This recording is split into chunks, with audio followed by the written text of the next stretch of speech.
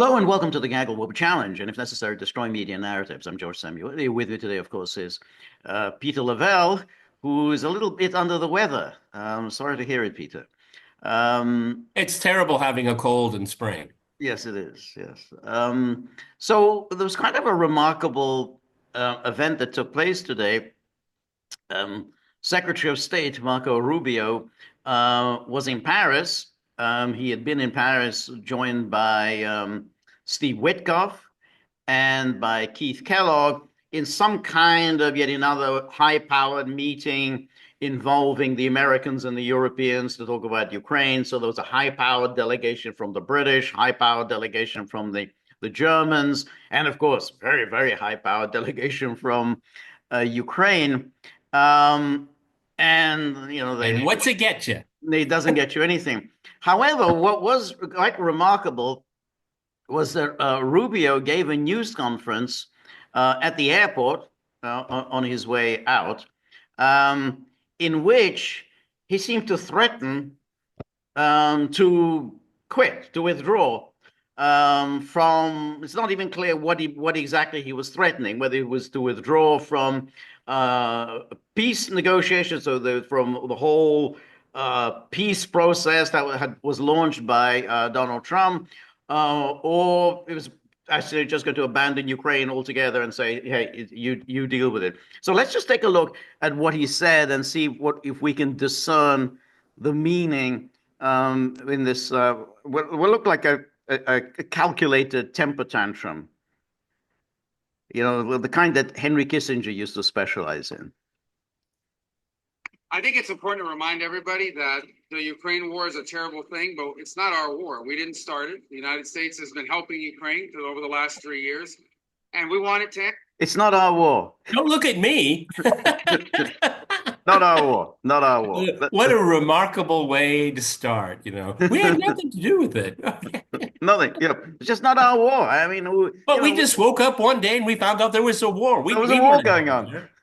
We're just disinterested observers. Had nothing. Yeah, and Marco Rubio, the problem with you little snake in the grass, is that in a matter of about 15 seconds, George and I can pull up what you've said about the Ukraine war since February 2022. We're not going to do that, okay? Because he's Secretary of State now. He's Secretary of State. Yeah. It's not our war. It's a great way to start. Keep going. That's right. But it's not our war. I want everyone to understand that. And the reason why I make that point is the president has spent 87 days at the highest level of his government repeatedly taking efforts to bring this war to an end. We are now reaching a point where we need to decide and determine whether this is even possible or not, which is why we're engaging both sides. As you know, Ambassador Witkoff has had not one, not two, but 3 meetings with Vladimir Putin to determine the Russian perspective on this and understand what it would take for them to end it.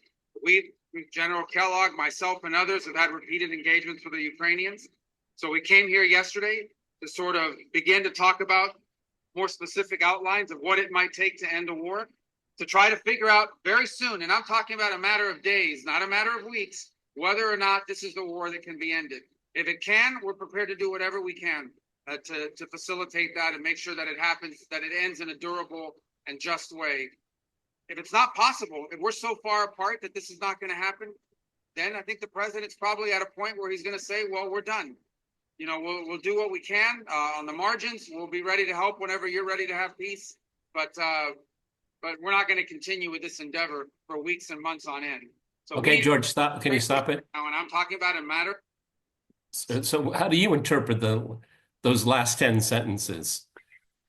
I mean, you can. It's in the eye of the beholder there. Yeah, it is. It's very unclear because he's saying, well, we're getting exasperated, we're getting fed up, and if a peace is not at hand, we're going to walk away.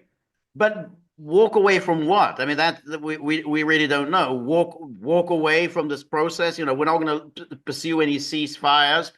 One should say, incidentally, that yesterday Ukraine and the United States signed finally a memorandum of understanding on the whatever minerals extraction economic program deal. Still not the final. It's the Ukraine Vassalization Act. Exactly, but it's still not the final. It's just a memorandum of understanding. The other thing, and which I think is, I think we should pay attention to, is that to what extent is Rubio really talking on behalf of anybody except himself? Because when you listen to an interview by Scott Bessent always says, I don't want to get ahead of the president. I don't want to speak on behalf of the president. I'm just speaking as a Treasury Secretary. Here, Rubio says he's speaking on behalf of Trump. That's quite a bold step. Trump has never said this. Where does he get off suddenly just speaking on behalf of Trump? Well, there's also another layer to this, is that Rubio has had enough of Witkoff and Kelly. Yep. Okay. Yep. Oh, I think so. Sharp elbows, everybody. Yeah, absolutely. I agree. Okay, because Marco Rubio. He's a very marginal physically, but he's been marginalized in this whole process, and I think he's royally pissed off about it because he's certainly 87 days. He doesn't fit the shoes of a Secretary of State. No. That's a really low bar these days. No, and I think that's right. I mean, remember, Witkoff was with him in Paris, and then Witkoff is heading to Rome for the meeting tomorrow with Iranians. So, who's the real Secretary of State? I'm here in Paris, and then I'm off to Rome. And last Friday, I was in St. Petersburg having a 5-hour conversation with President Putin. So, you have to think, if you're Secretary of State, you're feeling kind of marginalized and disrespected. Well, also, this is the second time that I'm aware of that Marco Rubio is referred to Witkoff as ambassador, which I'm not sure how we should interpret that. I think it's a slight because, first of all, he wasn't appointed ambassador. He wasn't confirmed. And technically, correct me if I'm wrong here, but technically, at least in the chain of command, ambassadors work for the Secretary of State. Ambassador, except if he's sort of a special ambassador. He's a special. No. I know what you mean. Like, if you say he's an ambassador, yes, So all U.S. Marco ambassadors Rubio is saying, yes. know your place, right, ambassador.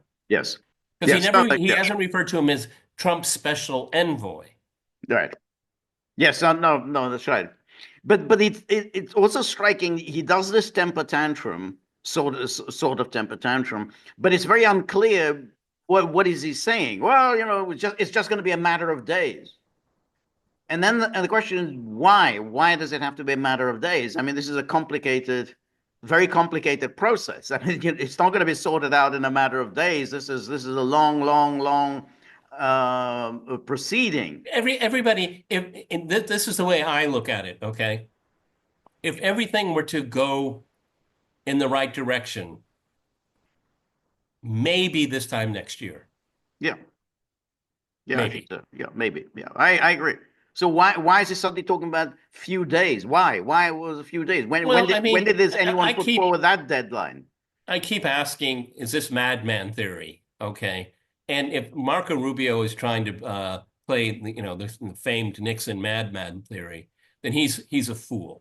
He's a fool to his core. Okay. Right. And the Russians are not even going to blink. No. Okay. No. Okay. No. What are you going to do now, Marco Rubio? How can you be a mediator when you support one side?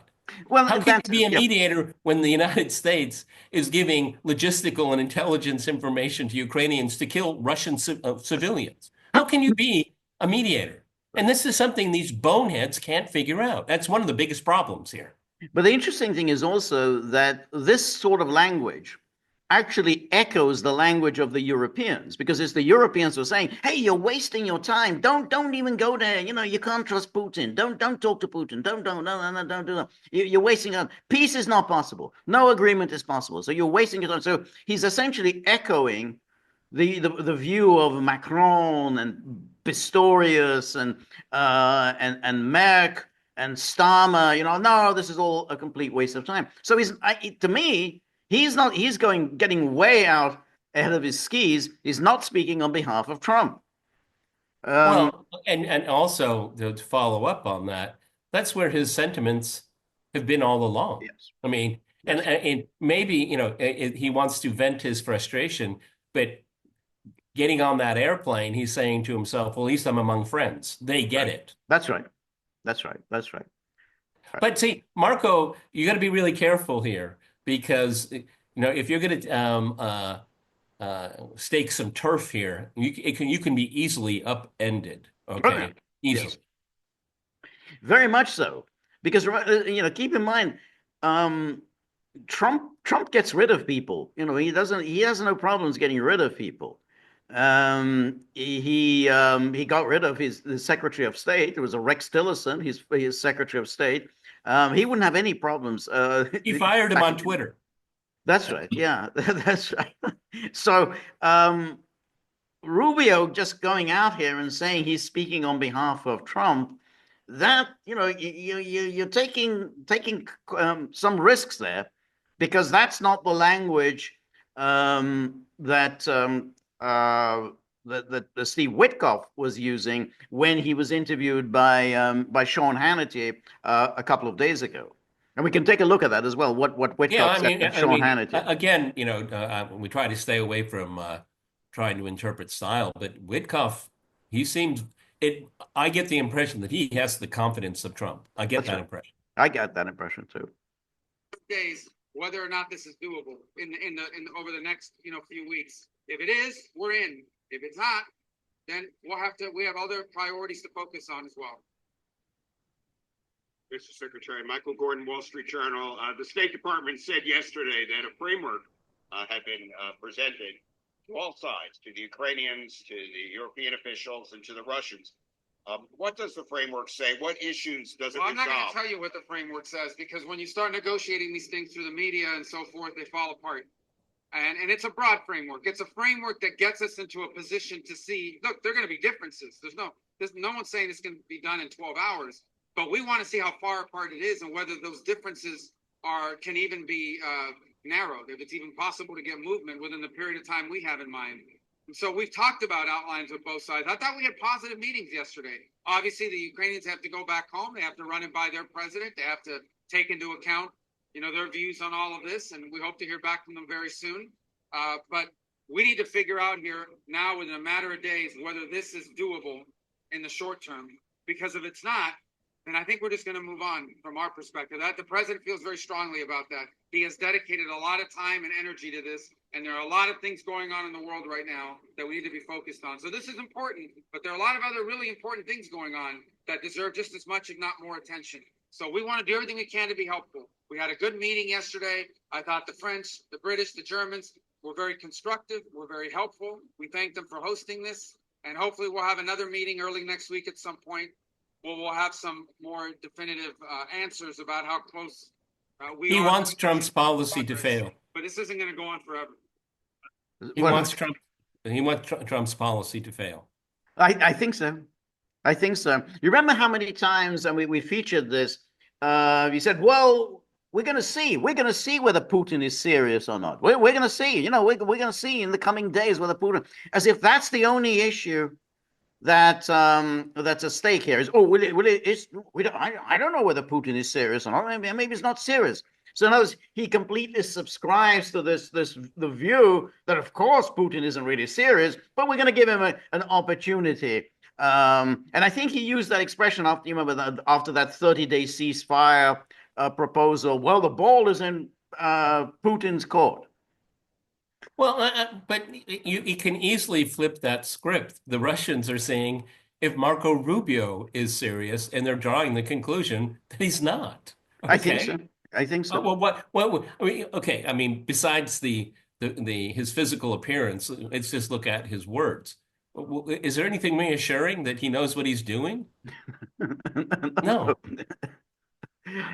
But again, this is a difficult thing to resolve. In many ways, it's kind of unique because it's two nuclear powers, which we obviously should avoid. That's been the lesson since the advent of the nuclear age. Nuclear powers don't parlay like this. It's too dangerous, okay? But Marco Rubio, he is the product of the unipolar moment. Even though he'll say, no, we're in a multi, vector Oh, world. yeah, yeah. He's They, like, they, but they know all he this. doesn't believe it. He doesn't act like it. No, no, that's right. I mean, he knows he's a very ambitious person, and he knows he has to swim in this Trumpian world. But he also knows, you know, the day is already counting down. The countdown to Trump's departure is already on. I mean, he's not going to be there past 2029. So he's absolutely gearing up for his own political bid. So that's why. So yeah, he goes along. He had that interview with Mike Pence about the ending the censorship complex, and said all the right things there. But that's not where his heart is. He's a neocon, always has been. Well, he just what is his mission as he approaches the midterms and then the next presidential election? He doesn't want any egg on his face. It's going to be someone else's fault. Right. Okay? That's That's his whole Oh, yeah. modus operandi right now. And as you say, he wants it to fail, and then you say, "Well, I think the problem was the president. He trusted Putin too much." I Well, always said, we shouldn't trust Putin. and Witkoff, what was his standing here? Right. What was he confirmed as an ambassador? And the same thing with Kelly. I mean, and then Kelly's coming out with his own ideas. I mean, there was chaos in the administration. There's chaos. He'll say that eventually. Yes, that's right. Secretary Leon Bruno, Agence France, in your conversations yesterday with the Europeans and the Ukrainians, I'm sure you spoke about security guarantees for Ukraine in case of a ceasefire. Could you give us a sense of what that could look like? And is the U.S. ready to back up any eventual European reassurance force for Ukraine? Well, that gets into a level of specifics that we're not ready to discuss publicly yet. Obviously, the term security guarantees came up because they come up in every meeting. We've heard about it. And it's not an illegitimate desire. Every sovereign nation on earth has a right to defend itself. Ukraine Except for Russia. That isn't the same thing as a security guarantee. You can say, yeah, every citizen has a right to defend itself. Security guarantee means something else. Security, I mean, that wasn't what you were asked. You were saying the security guarantee means other countries are obligated to go to war on your behalf. That's a whole different issue from whether you have a right to defend yourself. Yeah, you have a right to defend yourself. Don't have a right to expect others to come in and go to war on your behalf. Itself, and to enter into whatever agreements it wants to enter into on a bilateral basis with different countries and so forth. So, I mean, it was discussed, but I don't, and that'll have to be part of any sort of conversation. Ukraine, in order for there to be peace, we recognize that Ukraine has to feel like it has the ability to defend itself from a future attack from anyone. Every country in the world has that right. But so I think everyone recognizes that Ukraine's ability to defend itself is going to be a part. It's its right as a country and will be a part of any agreement. But we're not working yet on that level of specificity. I think that's something we can fix and solve in a way that's acceptable to everyone. I think we have bigger challenges that we need to figure out whether it's even possible within the short term. I can tell you this. This war has no military solution to it. It really doesn't. It's not going to be decided with neither side has some strategic capability to end this war quickly. And so what we're talking about here is avoiding thousands and thousands of people from dying over the next year. We're trying to avoid that. We saw what happened last weekend with a missile strike in Sumy, where people died on Palm Sunday. We're just going to see more like that on both sides. We're going to see more of that, and we're trying to prevent it. But we're not going to continue to fly all over the world and do meeting after meeting after meeting if no progress is being made. So if they're serious about peace, can you stop it, George? Mm-hmm.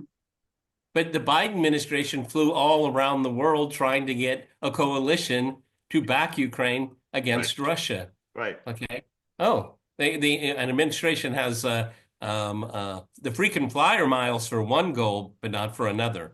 Right. I mean, this man is so fulsomely dishonest. Okay. Yes. And no, I agree. No. When he had the interview with Megyn Kelly, he practiced that. He had his handlers. Okay. Because Megyn Kelly, she is very popular in MAGA, and he wants to keep at least one, keep a couple of toes at least in the MAGA movement. He can't afford to lose them. And so he modulated his interview with her just perfectly for MAGA. There's nothing MAGA here No, no, no, at no, all. no, no, absolutely. And you're right. First of all, the statement, well, we can't go around flying, here, there, why not? I mean, after all, why can't you do that? Because what's the rush? It's going to take a long time. This war, it's very complicated. I mean, everyone accepts this is very complicated. It's a conflict that's been brewing for decades. It's not going to be settled overnight. It's not going to be settled in the next few days. So why can't you go flying around? But you're right. I mean, with all these endless meetings. I mean, just think of all this. The coalition of the willing. How many of those meetings have taken place? And these meetings at Ramstein, so those meetings, yeah, you can take those meetings. Apparently, there's no timeline on those. But here, oh no, it's got to be next few days. It's got to be decided in the next few days. Yeah, and we don't know that it's unknowable at this point because we don't sit in the Oval Office.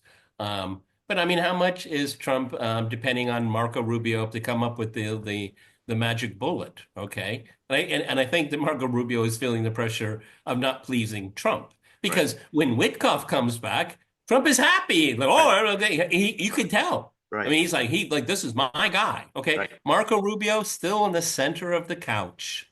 Yeah, that's right. And I don't really hear Trump ever talking about Ever. I mean, you hear him talk about Scott Bessent, you hear him talk about Howard Lutnick, but I just never hear even Elon and Witkoff, but I never hear him saying anything about Pam Bondi because he just she's just as pretty as a new copper penny for him. Okay. Want to help. If it's not going to happen, then we're just going to move on. We're going to move on to other topics that are equally, if not more important in some ways, to the United States. Is this process involving the Europeans going to be the process going forward now for Ukraine talks? And who from the US team will be attending talks in London next week? Well, it depends what the talks will be about next week. As I said, if it's just going to be a meeting to have another meeting, we'll figure that out whether it'll happen. My hoping is that it's a meeting where we're going to get more specificity. So we're going to work through that. We don't even have a date set. It'll be early next week. Obviously, there's a holiday weekend, so people have to move around and get to their places and get back. We'll fit, but having another meeting somewhere in Europe is not going to be a problem, and we can make that happen and have the right people there. I'm willing to come myself if the meeting is going to be productive. But I can, what was the first part of your question again? And is this going to be the process going forward? Work through the, I mean, we've talked to our allies consistently. I myself have had multiple engagements with not. He's pretending to be president. Also, Look at him. Yes. Yes. He's auditioning. Well, yes. Look at him. He's auditioning. Look at him. He's so, his brief is hopeless because it's not thought out. But he at least he gets the form. It's like I'm speaking for the United States of America. But he this just is loves that. Look at him. Right. Yes, that's right. Yeah, that's right. The Italians have been at some of these meetings as well in the past, so we've had these conversations with them before. So they offered to host us here today, or yesterday, and I think they were very helpful, very constructive. We'd like them to remain engaged. I think they can help us. I think the UK and France and Germany can help us move the ball on this and then get this closer to a resolution. I thought. Why? I don't see how they're going to help it at all. But so no, they're just the opposite. Exactly, it's a very opposite. This is completely counter Trump. Trump doesn't want to hear what the French and the British have to say. He doesn't care. Exactly. So let's just watch with what Witkoff said.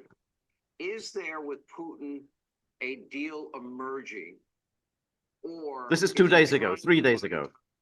That Putin sees a window of opportunity without hundreds of billions of US dollars in weaponry, giving him a military advantage. Do you really see a deal emerging? Are you confident? I think you used a very good word there, Sean, emerging. I do. This is the third meeting I've had with him. This last meeting lasted close to 5 hours. We had two of his key advisors in the room at the time, Ushakov and Kirill Dmitriev. And it was a compelling meeting. And towards the end, we actually came up with, and I'm going to say finally, but I don't mean it in the way that we were waiting. I mean it in the way that it took a while for us to get to this place.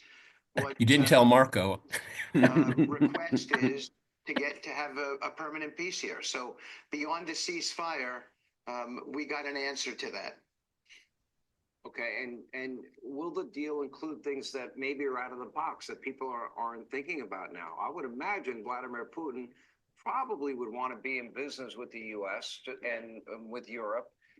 Is that a potential that could come out of this?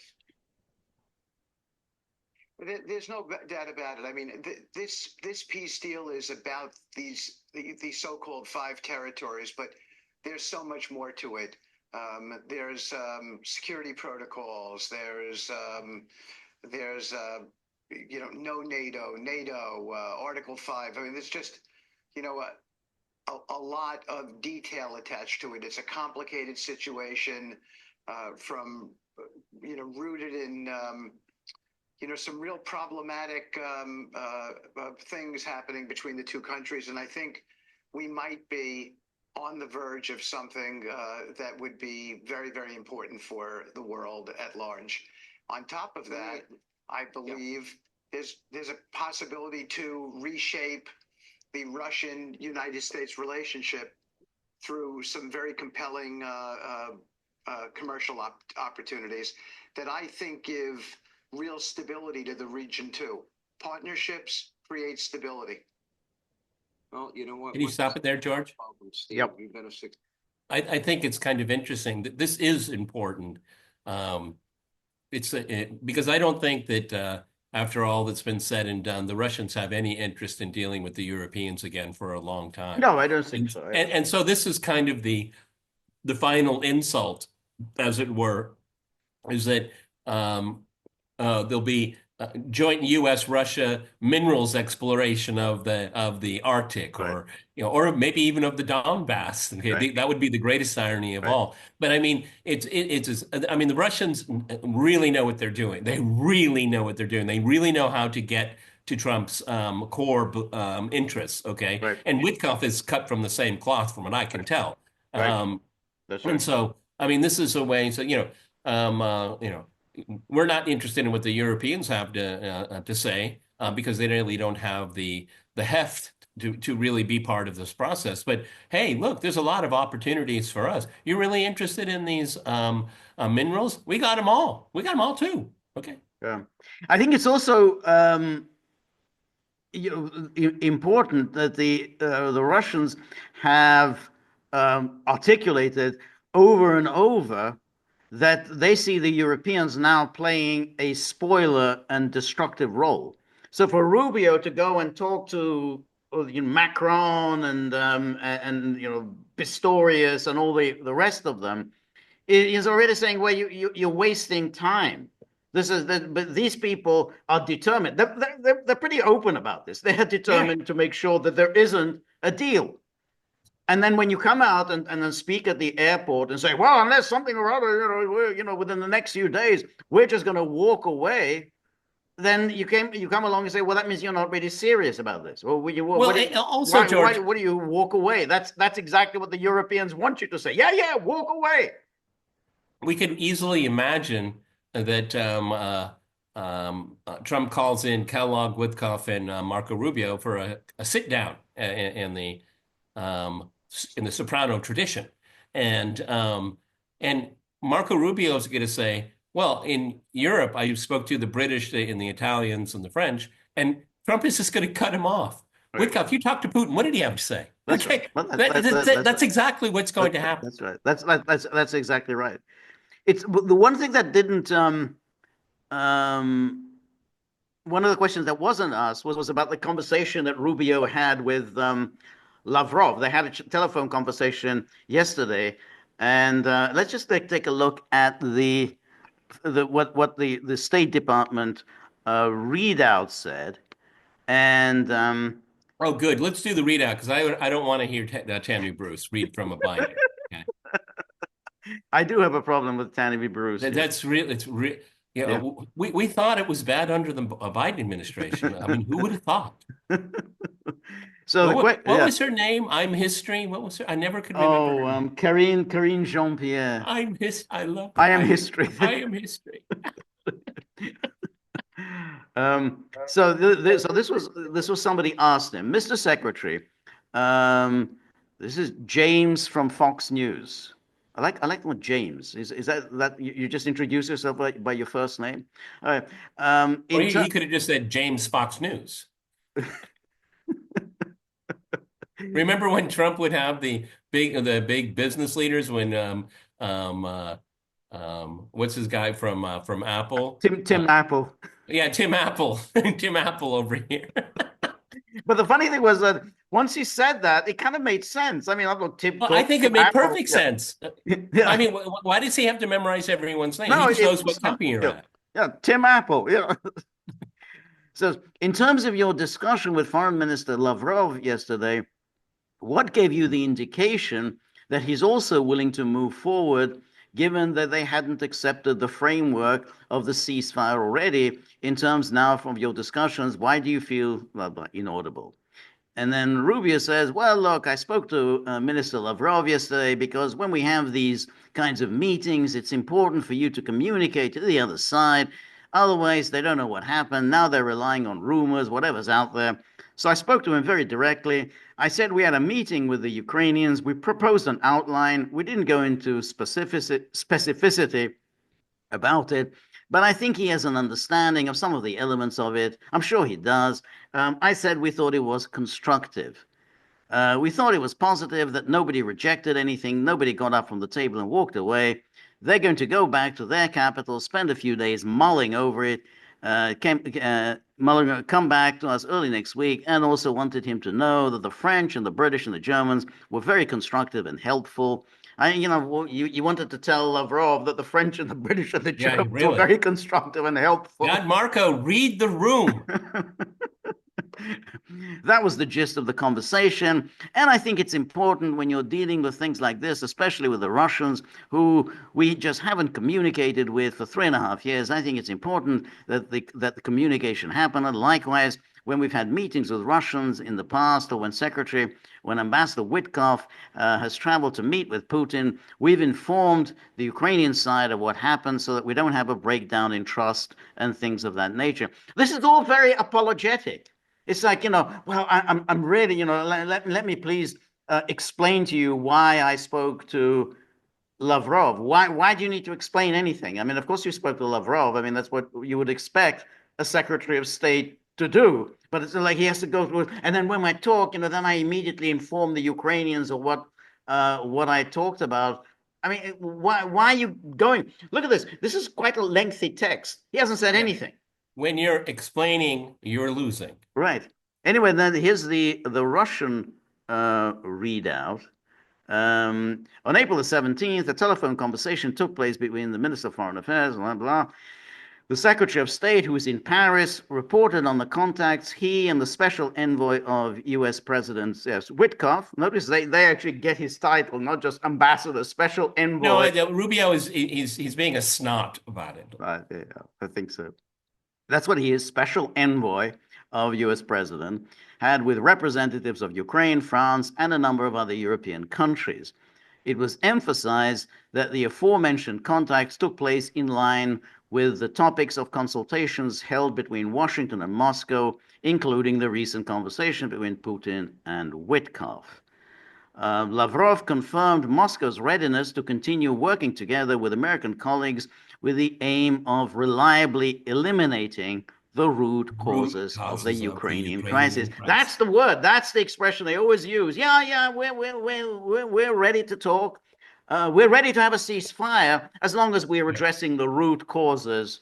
So the thumbnail sketch here, everyone, identify the root causes of the Ukraine conflict, and then we can talk about a ceasefire. See, Rubio and his European pals They want to do it the other way around. Right, exactly.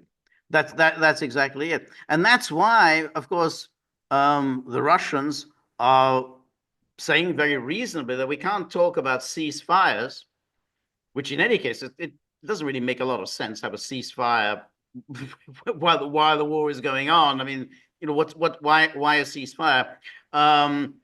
But even if we are going to have a ceasefire, you can only do it in the context that we've put in place some kind of a process that addresses the root causes. If we put that in place, that we're addressing the root causes, then we can talk about a ceasefire. But just simply a ceasefire, that makes very little sense. Well, everyone, we really don't have to do a deep dive into Mr. Google to find out what the Russians have said. I refer you to, and George and I have talked about this endless numbers of time, the diplomatic note or treaty or ultimate, whatever you want to call it, on December 15th, December 2021. Right. George, we're going right back to that text. We're going right back there. That's one of them. After everything has been happening, this is they're going to pull this out. They'll print it out. We saved this, archived it for you. This is what we want to do. It'll be essentially exactly the same thing. Right. But Lavrov has added additional aspect of the root cause, which is the treatment of the Russian speakers in Ukraine. So not the Russian speakers in the four oblasts and Crimea. He talks about the Russian speakers in Ukraine. That's part of the root causes. So they've added that to the issue of security, armaments, NATO, and the rest. So those are part of the root causes. Well, I mean, also, George, considering what Mr. Zelensky has been saying, I think it was like 3 or 4 days ago, when he offered how much he hated Russians. Right. Okay, how much he hates Russians. Okay, well, your hatred of Russia, there's a lot of Russians in your country. Yeah. So your hatred of your own citizens has put this on the agenda. Right. He did it. Right. That's right. So the question then is, we're left with, what is Rubio's game here? Very, very slimy. Everyone was left, scratching their heads as to try to figure out, what did he actually say? What are you walking away from, and where are you walking towards? And are you speaking on behalf of President Trump? When he talked, he only mentioned Trump, I think, once there, and he said something like, well, I'm sure I'm speaking on behalf of him. It doesn't sound like you're carrying out, following his instructions. That's not a good idea. No, it's not a good idea. I mean, and Marco Rubio has been in high politics since 2000. He was elected in 2010, I think. 2010, yeah. I mean, Marco, you know better. I think so. You know better. No, what I think is, this is my take. He wants this to fail. He'll say, look, this is not going to work. We can't trust them. Right. They're stalling. I've been massaging the Europeans.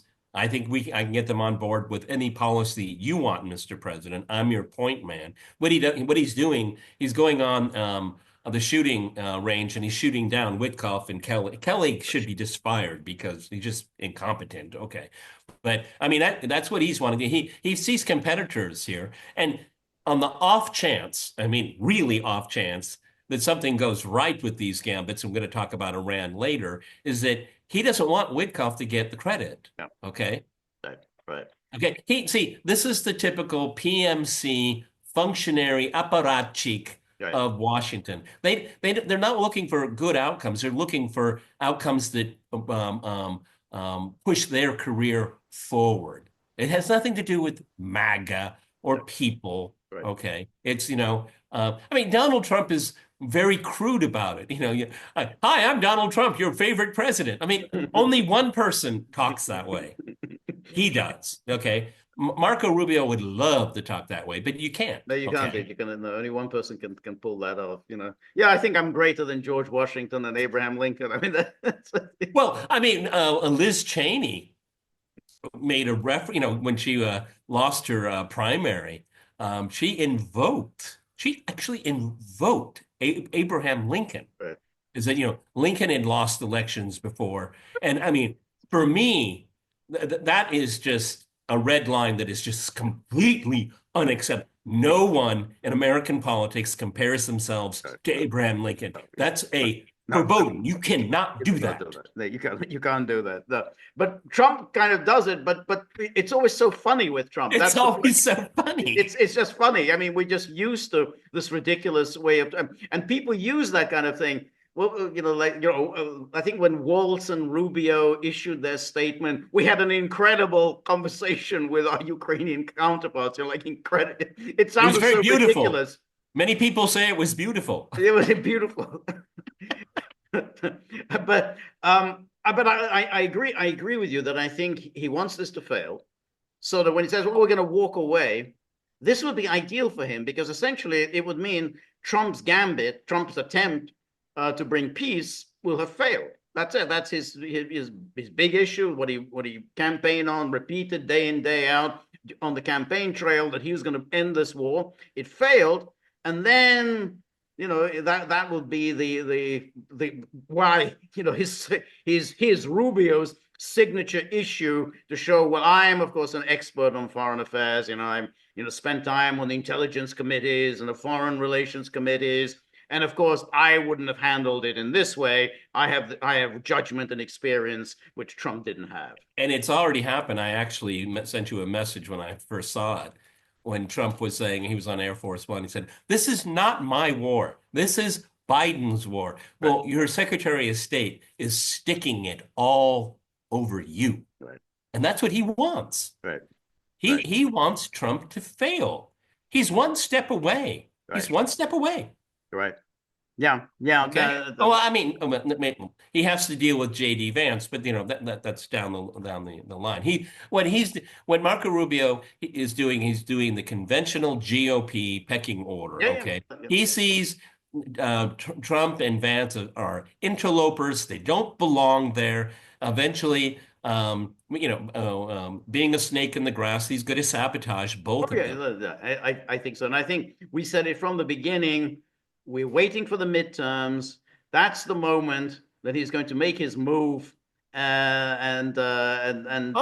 earlier, depending on how the tariffs thing too works out. Because one of the things that came in my mind, that's why I like talking to George, because there's organic thinking here.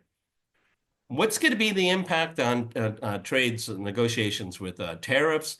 How it's going to deal with the upcoming negotiations with Iran? I mean, everybody is watching. Can Trump? Can he deliver? Can he close? Right. Can he close? Right. And everyone's going to say, a lot of talk. He's not a closer.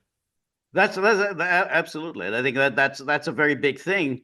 Trump has a very ambitious agenda, really ambitious. More ambitious than almost any president in recent times. He's got a lot of things, a lot of pots on the fire, and then if he fails, then he says, yeah, he failed at everything. He tried a lot of things, and therefore, no one should ever try any of that again. And that's the message. None of the things that he's attempted to do, no one should ever try any of that again.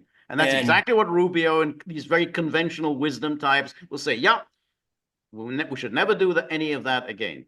And he's got a majority of GOP senators backing him. Yeah. Okay. Exactly. Because Ted Cruz, he's watching all of this too. All of them. And he wants. But see, what he wants is to see Trump and Rubio fail. That's what he wants. And of course, there's Tom Cotton. He's watching another snake in the grass. They're all getting ready, and of course, the man they want to knock out right away is J.D. Vance. It's like when the competition, the succession, it's a little like after Lenin's death, the one that they want to knock out right away is Trotsky. So it's like he's the one. The right target. In this case, I think J.D. Vance, they're going to try to get rid of him, and then he's going to be among them. Cotton, and that is why J.D. Vance comes up in my feet, because I've followed him for many years. One thing is for sure, everybody I can't say about Kash Patel specifically, but he would be the only exception. But J.D. Vance, he's talking to the base every single day. That's right. Exactly. That's exactly right. Yeah. So Look,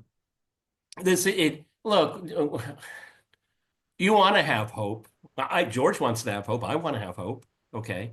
There's any glimmer of a chance for this to come to an end. But I think, you and I was a couple of weeks ago just saying the embers are cooling down. Because people like Marco Rubio are politically tone deaf. Right. Because they still live in the unipolar moment. Right. They Yeah. cannot conceive geopolitics outside of the paradigm of the unipolar moment. They just can't conceive of it. Okay, and this is very dangerous for the world.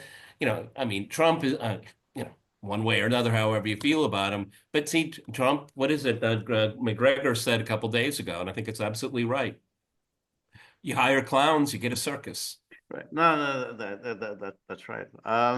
However, again, you'd have to. Well, I mean, Trump could. He could, bounce all these guys and make exactly. And Trump Secretary of State.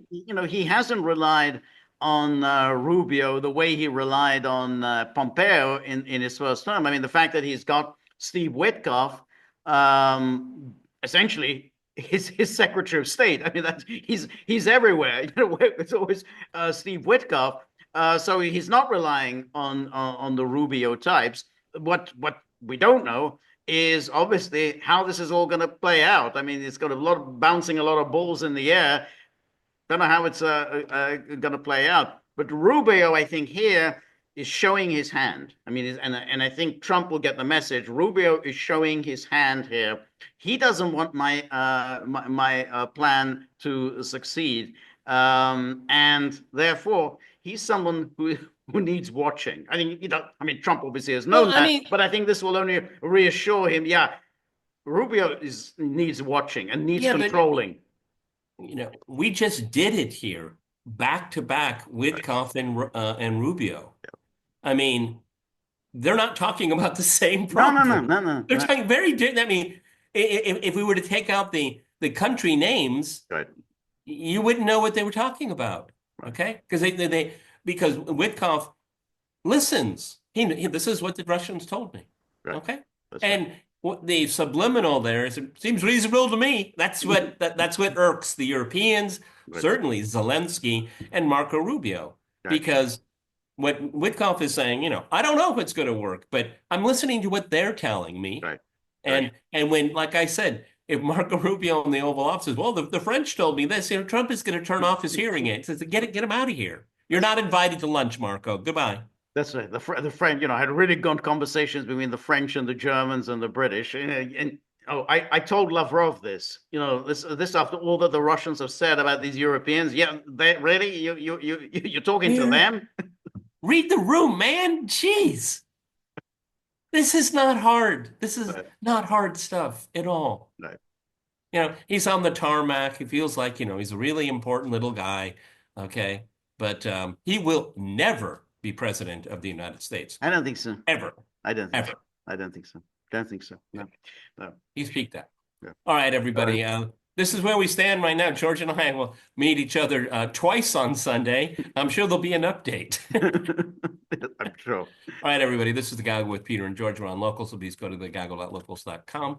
This is a part of our Friday wrap. As I said, George and I will reconvene on Sunday, and God willing, 3 rosaries, and I'll be holding an Apple live stream on Monday. Yes. So there's the issue of the tip jar. There's angry dogs, these angry canines, with their ferocious demeanor and their incredibly powerful jaws. They keep staring at that tip jar and say, the more I stare, the less it changes. So they want to see a serious change taking place with the tip jar. So if you have a few bob in your pocket, a few quid lying around, few, paper money, they prefer paper, crypto, they even like crypto. So everything into the chip jar. We're very grateful for all of your help, friendship, and support. The more you're able to donate, the more of these videos we can make, the more we can improve on the technology. And above all, we're going to be able to deal with these ferocious canines. It's getting very, very hard. So remember, if you like The Gaggle, please like, share, and subscribe. See you soon. Bye-bye.